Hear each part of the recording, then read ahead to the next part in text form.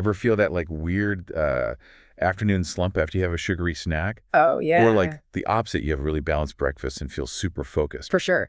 It turns out what we eat impacts our brain. So today we're doing a deep dive into how food affects our brains. Yeah, what's fascinating is that what you eat can literally be the building blocks for your brain cells Mm. and the communication between them. It can even affect how neurotransmitters are produced. Okay, so before we jump ahead, what is the brain even made of? Nutritionally speaking, I mean. Primarily fats, actually. Really? Yeah, they're a major part of the brain tissue, especially the cell membranes. So all that stuff I hear about omega-3s, that's true. They're actually brain food. Absolutely. All right. Especially DHA and EPA. They're like essential. They build and maintain the cell membranes, like the infrastructure of your brain, helping those cells talk to each other. Interesting. So our brains have all this fat, but our bodies can't even make these fats. You have to eat them. Okay, so how do we get these omega-3s? Well, good sources are fatty fish, like salmon, mackerel, sardines, walnuts, flax seeds, chia seeds, too. Adding those can actually improve how your brain works, especially memory and focus. Wow, that's good to know. So those are the good fats, but what about the bad fats, the ones we should avoid? Those affect the brain, right? Yeah, I think you're talking about trans fats and saturated fats, and, they provide energy, but if you eat too many of them, they can really damage the brain. Wow. Yeah, they mess up the communication between brain cells. They can even cause inflammation, which is linked to cognitive decline. So we really need to choose the right fats. Exactly, yeah. Okay, now we talked about the fats, but what about protein? So protein is a big one. It builds and repairs tissues in the brain, obviously. Yeah. But it's also more than that. Proteins, they're broken down into amino acids. And those amino acids, they're actually what neurotransmitters are made of. Wait, hold on. Neurotransmitters, those are like the chemical messengers in the brain, right? Right. The ones that control our mood. And you're saying the food we eat actually has a direct impact on that. It does, yeah. Ugh. Each neurotransmitter basically regulates different brain functions. So like serotonin, that's about happiness, well-being. Dopamine is more about motivation, reward. And those amino acids directly impact how much of those are made. So if I'm feeling like sluggish, could that be because I'm not eating enough protein? Like I don't have enough of these amino acids? Definitely possible. If you don't have enough protein or specific amino acids, it can throw your whole neurotransmitter production off balance, which can affect mood, focus, sleep even. Wow, I'm starting to see the connection between what we eat and our brains now. So you covered fats, we've talked about protein, but what about other nutrients like vitamins, minerals? Are those important for brain health? They're crucial. Really? Micronutrients, so that's your vitamins, your minerals, antioxidants. Even though they're small, they protect and support the brain cells. So what are some of these and what do they do for our brains? So antioxidants, those are found in fruits and vegetables, and they fight free radicals. So antioxidants, they fight things in our body. Yeah, free radicals, they can damage your brain cells and make you age faster and even cause cognitive decline. They're like your brain's defense system. Oh, wow. Interesting. Okay, so I need to eat my fruits and veggies. Yeah, it protects your brain. So what other ones are important? So B vitamins are important, especially B6, B12, and folate. They're important for tons of brain functions, including, synthesizing neurotransmitters and keeping the myelin sheath healthy. And what's the myelin sheath? It's the protective cover around nerve fibers. And if we don't have enough B vitamins, what happens? Well, it can cause cognitive impairment, mood disorders, and even lead to neurodegenerative diseases. Wow. So it really is about all these nutrients, not just the main ones. Yeah, it's all about getting the right mix of nutrients to keep your brain working its best. And of course, we need to talk about the brain's main energy source, which is glucose. Right, glucose. And that comes from carbs, right? Yeah. But aren't carbs bad? Like, don't they make you gain weight? How are they good for your brain? Yeah, it's kind of confusing, but your brain is always working, constantly firing off neurons. It needs lots of energy to keep up with all that activity. That's where glucose comes in. And it's mainly from carbs, right? Exactly, yeah. It's like the brain's fuel. Okay, so our brains literally run on carbs, You could say that. but I'm guessing it's not that simple. Yeah, it's not that simple. Not all carbs are created equal. They affect our blood sugar and our brains differently. Okay, Yeah. I knew it. So what are the different types of carbs, and how do they affect our brains? So we have starch, sugar, and fiber. The difference is how fast they're digested, which then affects your blood sugar levels. So high glycemic carbohydrates, like the kind in processed foods or sugary drinks, those are digested really fast and spike your blood sugar. So it's like you get energy quickly, but then what happens? Then your blood sugar crashes, and you feel tired, foggy, and probably irritable too. So all those sugary snacks and processed foods, they might give you a quick boost, but they're not good for your brain in the long run. Exactly. Okay, got it. So what's the better option? Low glycemic carbohydrates. So like whole grains, fruits, veggies, legumes. Those are digested slower, so the glucose is released gradually. That way your brain has a constant stream of energy and avoids those big spikes and crashes. Fascinating. So it's not about giving up carbs altogether. It's about choosing the right kind of carbs for your brain. You got it. Now, there's one more type of carb we need to talk about. Fiber. Is that more for digestion? What does that have to do with our brains? So actually, fiber is super important for your brain, and it's all because of the gut-brain connection. Wait, the gut-brain connection. You mean what's going on in our stomach affects our brain? Yeah. Wow. New research is showing that the gut microbiome, so all the bacteria in our digestive tract, really affects brain health. Okay, I'm intrigued. Tell me more about this connection. Where does fiber fit in? So the bacteria in your gut, they actually make neurotransmitters. You mean like the ones that regulate our mood and sleep? The same ones. Wow. The bacteria in our gut are making brain chemicals. Yeah. And this is where fiber comes in. Fiber is what these bacteria feed on, helping them thrive so they can make those neurotransmitters. So if I eat more fiber, I'm actually helping the good bacteria in my gut, which helps my brain. Exactly. It's a whole system. Diet, gut health, brain function, it all works together, Shows how important it is to really think about the food choices we make. This is incredible. Okay, I think this is a good point to pause for now. We've already learned so much from what the brain is made of to this amazing gut-brain connection. We'll be back after a short break to go even deeper into this world of food and brain health. Stay tuned. Welcome back.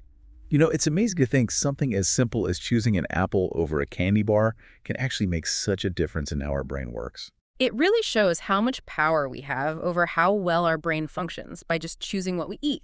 And we've only just begun. Like, think about breakfast. Everyone says it's the most important meal for energy and focus. But why is that, like, from the brain's point of view? To be honest, I always thought it was just getting my metabolism going, fueling up for the day. Yeah. But now I'm kind of curious, what's the brain-based reason? Okay, so picture this. You wake up, you haven't eaten all night. Your brain is basically running on empty, no glucose, which it needs for energy. It's like my brain is on standby mode. Right. And a balanced breakfast with those slow-release carbs, protein, and good fats, it's like giving your brain what it needs to power up, get those neural pathways buzzing. So a good breakfast is basically turning on the brain's power switch. Exactly. And it's not just about avoiding that groggy morning feeling. Studies show that eating a balanced breakfast can actually improve how well your brain works all day. Things like remembering things, paying attention, even making decisions. It's like setting your brain up for success. That's a great way to put it. Now, you mentioned the gut-brain connection earlier, and I've heard that a lot lately. Can you break down how what we eat affects that whole system? Definitely. Remember how we talked about fiber being food for the good bacteria in our gut? Well, those bacteria, they make neurotransmitters. Some are super important for our mood, like serotonin. Hold on, so these little bacteria in our gut are actually affecting how happy we feel. Exactly. And not just mood, research suggests that the gut microbiome influences everything from how we deal with stress to, well, how well we think. There's even evidence it might protect against neurodegenerative diseases. This is seriously blowing my mind. So basically, a happy gut means a happy brain. Pretty much. And you know the best way to keep your gut happy? I'm guessing it's that fiber we talked about. You got it. Whole grains, fruits, veggies, legumes, all those are loaded with prebiotic fiber, which is what those good bacteria love to munch on. So when I have my oatmeal with berries in the morning, I'm not just feeding myself, I'm feeding an army of little brain helpers. Exactly. It's all about making those daily choices that add up to a healthy brain for the long run. Okay, I'm totally on board with the whole gut-brain connection. Now, what about those quick brain boosts? Are there any foods that can give us that extra edge when we need it? Oh, there definitely are. And you might be surprised by some of them. Ever heard of the brain-boosting power of dark chocolate? Okay, I have a feeling I'm going to like this one. Well, in moderation, dark chocolate, the kind with lots of cocoa, can actually help your brain work better. It's the flavonols in cocoa beans. They've been shown to increase blood flow to the brain, help with memory, and even protect against cognitive decline. So that afternoon chocolate craving might not be so bad after all. As long as it's dark chocolate and not too much, a little square or two can actually be good for your brain. And don't forget about blueberries. Those are packed with antioxidants that can help with memory, learning, and just overall brain function. Blueberries and dark chocolate. That sounds like a winning brain-boosting combo to me. Yeah. Now, we can't talk about brain health without talking about what hurts it. What are the worst things we eat for our brain power? You're right. We need to know what's bad for our brains just as much as what's good. And unfortunately, some of the worst offenders are everywhere. Processed foods, sugary drinks, too much alcohol. I was afraid you were going to say that. Those late-night snacks and happy hour drinks, they can't be good, can they? They can be fun sometimes, but they can really hurt your brain. Processed foods, they're full of unhealthy fats, added sugar, and all sorts of artificial ingredients. They mess up neurotransmitters, make it harder to think, and cause inflammation in the brain. So they're not just empty calories, they're actually making our brains work worse. Right. And sugary drinks are just as bad. They cause those blood sugar spikes and crashes, which make you tired, moody, and you can't focus. And if you drink too much sugary stuff, it can even increase your risk of type 2 diabetes, which is linked to cognitive decline and dementia. It's kind of scary to think that something as simple as a soda can have that much of an impact. It's a reminder that what we put into our bodies really matters, especially when it comes to our brain. Absolutely.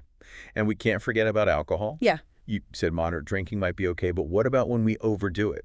Yeah, if you drink too much alcohol, it can lead to all sorts of brain problems like memory loss, trouble concentrating, even your brain actually shrinking over time. So even if we don't feel it right away, those big nights out could be doing real damage. Exactly. It all comes down to moderation, thinking about how our choices today affect our brain years from now. This has been such an eye-opening conversation. It's amazing how much power we have over our brain health just by being aware of what we eat. It's exciting, right? The more we understand this connection between food and the brain, the better choices we can make for a healthy and happy life. Definitely. Now, I'm sure our listeners are eager to know how to put all of this into practice. What are some concrete steps we can take to nourish our brains and boost our brain power? Okay, so first things first, focus on building a balanced plate with lots of whole, unprocessed foods. Think colorful fruits and veggies, lean proteins, healthy fats, and those fiber-rich carbs we talked about. So, laying down a foundation of nutrient-rich foods that give our brains what they need to thrive. Exactly, and don't be afraid to try new foods and flavors. The more diverse your diet, the more nutrients your brain gets. Makes sense. Variety isn't just fun, it's good for our brains. For sure. And speaking of adding flavor, don't underestimate the power of herbs and spices. They can make your food taste amazing, and they're packed with brain-boosting benefits. Things like turmeric, ginger, cinnamon, rosemary, they're all anti-inflammatory and have antioxidants, which are great for your brain. So trade those processed seasonings for natural herbs and spices. You got it. And the most important thing is to be consistent. Little changes you make every day will have a much bigger impact than trying to change everything all at once. It's good to know. It's about making small, sustainable shifts towards a brain-healthy way of eating. Exactly. And don't forget to stay hydrated. Keep a water bottle with you and sip on it throughout the day. Your brain needs water to work its best. So water's brain fuel too. In a way, yes. And finally, remember to enjoy your food. Don't stress about every single calorie or nutrient. Just focus on building a healthy and delicious eating pattern you can stick with. That's great advice. It's about finding that balance between nourishing our bodies and enjoying what we eat. Absolutely. It's about creating a way of eating that supports both our physical and mental well-being, something we can enjoy and feel good about. This has been an incredible conversation. I feel like we've uncovered so much about how food affects our brains, Yeah. from the basic building blocks to practical tips for boosting our brain power. It's been a pleasure exploring this topic with you, and I hope our listeners are feeling inspired and empowered to take control of their brain health through the food they choose to eat. I feel like I've learned so much. It's almost like food is a superpower for our brains. Yeah, it's pretty amazing. And the coolest part is it's never too late to start making those changes to boost your brain power. It doesn't matter if you're like a student trying to focus better or, someone who just wants to stay sharp as they get older. There's something here for everyone. Absolutely. And it doesn't have to be this big, overwhelming thing either. Just start with small changes. Exactly. Like maybe instead of sugary cereal in the morning, you have oatmeal with berries and nuts. Right, or toss some spinach in your smoothie. Yeah, that's a great one. Easy way to get those brain-boosting antioxidants. And instead of like a fried chicken sandwich at lunch, maybe try grilled salmon. I like the way you think. It's all about those simple swaps that add up over time. And don't forget, the key is to keep it up. Make it a habit. So true. It's about those small, consistent changes that lead to a brain-healthy lifestyle. You got it.